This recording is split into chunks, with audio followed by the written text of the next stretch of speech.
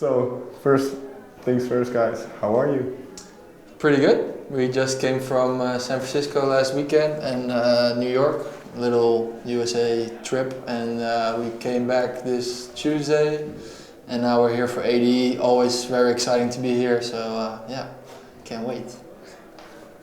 Before we get into the music that you've been making recently, I'd like to go back to a moment because I went on your website and you, you kind of made a switch, so to say. True. When in the past, maybe year, maybe even 2 years, did that point arrive that you thought, well, maybe we need a switch, maybe we need to do something different? We quit Spinnin Records because we were going different ways in thinking, and we wanted to go in a different way that they wanted. So we quit with them, and yeah, it felt natural to start up a new website. We didn't have a website actually, so a website. We changed our logo. And just do something more around DubVision. So we also made a new visual show because we also didn't have really a good visual show. And after we think that we want to give the fans like a total concept. So also the experience at our shows is not only the music, but it's also the visuals behind it. We don't have very standard visuals, so they're very. Very fresh and very new, and they're like a lot of. We made them very personal, like with stuff that we liked in it and actual pictures of us in it. Like we haven't seen anything like that, so we think it's pretty cool. Is this a reaction to maybe previous shows that you've played that you felt that there wasn't enough going on, or? Yeah, definitely. Yeah, like you said, we felt like we have been doing good the last couple of years. Of course, where we are now, it's amazing, and we are very happy and thankful. But we felt at some point, and that's also why we left Spinning, that we were at a point that we weren't necessarily growing anymore, and we were kind of stuck and doing the same thing, and not really thinking about what do we want to do with DubVision like in a year and in the years to come. So that's when we decided, okay, we have to like think for ourselves now. Nobody's gonna help us as much as we want to help ourselves. Like in the end, you're the one that has to take control of your career. So we decided visuals because always when we were playing, we were having a great time, but then we looked behind us and we just had this unhappy feeling of kind of ugly visuals because it was just a standard like logo stretched out and stuff. So now every time we look back, if the visual guy did a good job, then it looks fine and it's amazing. Yeah. Did everything feel like a fresh beginning? Kind of not necessarily starting over, but a little bit that feeling, that you do. Do you have to go back a little bit and rethink everything? Well, we're still rethinking. I think we're making music. And we are coming with a new record on Revealed Records. Okay. We're coming with a new track on Musical Freedom after that. But for 2017, we're working also on a lot of new stuff, which is different than controversial club tracks that we used to make. It's definitely not going to be progressive. Although, we just recently released remix for X on the Grosso, Thinking About You, which is like typical DubVision style.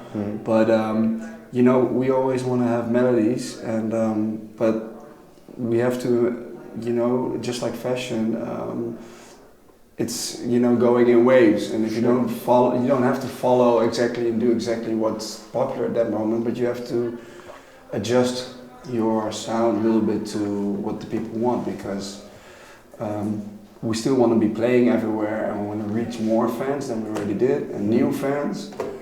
And that's especially to reach new fans. You have to adjust because the sound that Swedish House Mafia made 5 years ago, what we really like, that sound is really low. It is low right now. Sure. And eventually we think it's going to come back because it's like a circle. But so to go back to your question, we're still searching for the right angle. We're making a lot of new stuff. It goes in all kind of directions, and we are figuring out to get a good line and a good how you say perspective of what we want to do.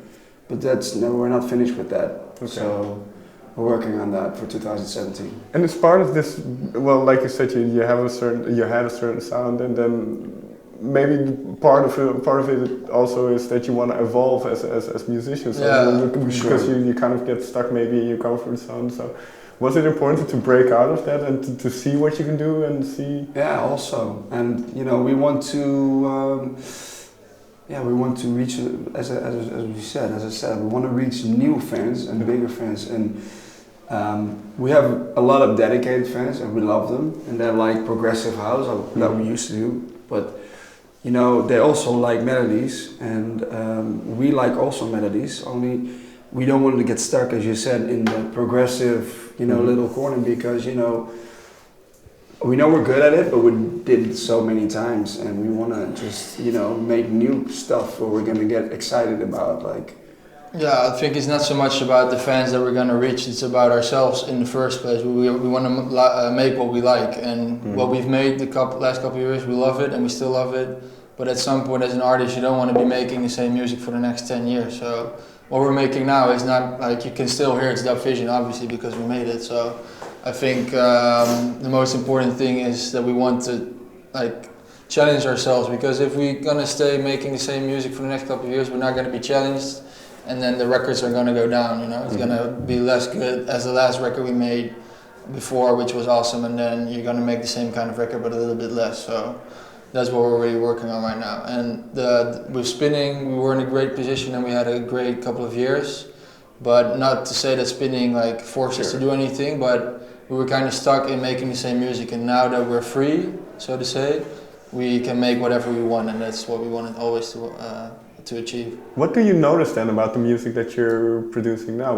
Are there certain elements or things that you now maybe can try, like you said, you have the freedom to explore? Yeah, for sure. So we're listening to a lot of different music, different BPMs. It doesn't have to be 128 anymore.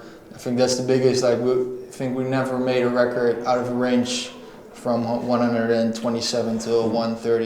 It's always been in that little range, and now we're thinking out of the box, trying new stuff. Yeah, but we're also not looking per record anymore. What we used to do at Spinnin Records, we were looking at one by one record, and now we're looking more to the big perspective, what's DubVision gonna be, and what we want to achieve in a year, because we want to have, we want to have a show with new music, and the music that we're going to play in a year, we're making it now, so we have to think ahead, and I think that's also a big, and which is a very challenging process, because looking to a record per record is much easier than looking to the big picture, and so, but challenge is good and we like it. Yeah, for sure. And not necessarily everything we make right now is ever going to see the daylight, because it's just a process of eliminating and making stuff. No daylight. And trying to figure out what we want to do with the rest of our career. And you mentioned the fans, that you want to reach more people, and I think you've started calling them the Visionairs. Visionairs, yeah. So what's the idea behind this? Have you heard from fans already that the connection is growing? People are, hashtagging Visionairs, and it's, I guess, like Justin has the Believers, like DubVision has the Visionaires. We wanted to create something more than connect our fans more. So now we have the hashtag. We're also looking for making a special platform for them for when the merchandise is coming, and when we have thinking about some concepts with pictures and special stuff that we connect our fans more with us. Giveaway stuff.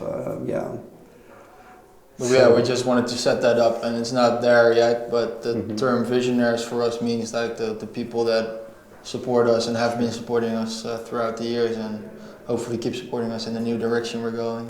What is maybe one reaction you had from a fan in the past years that kind of stuck with you?